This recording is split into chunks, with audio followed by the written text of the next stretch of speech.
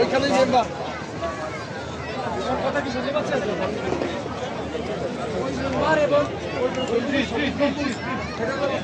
এই জায়গাটার মাঝখানটাকে বলা হয় রিয়াদুল জান্নাত, জান্নাতের অংশ। আগামীকাল সকাল 9টায় আপনাদের পারমিট বন্ধুদের।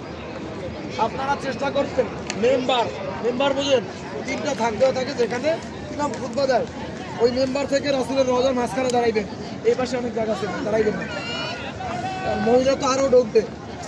আপনাদের এই 15 জন একত্রে যেতে পারবেন না ইনশাল্লাহ।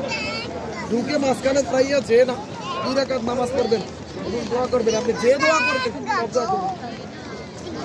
আমি যেটা সাজেস্ট করি এখানে দোয়া করার জন্য, সেটা হচ্ছে যে ওইখানে ঢোকার পরে আল্লাহর কাছে বলতে হবে যে আল্লাহ, আদম এবং হাওয়া আদি পিতা আদি মাতা তারা জান্নাতে ছিল, মা বাবার ওয়ারিশ হিসাবে আমরা তো জান্নাতের ওয়ারিশ। দুনিয়ার বুকে একমাত্র জান্নাতের ওয়ারিশ মানে সেখানে আমরা আসছি। সুতরাং আমাদের এই শরীর আর যেন জাহান্নামে না যায়, এই দোয়াটা সবাই করবে।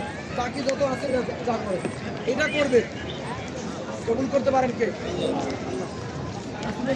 দেখেন আমরা তো সবুজটা এটা হলো মেম্বার, এখান থেকে সবুজ এর মধ্যে যে জায়গা আমরা নিচে যাবো, ভিতরে যাবো।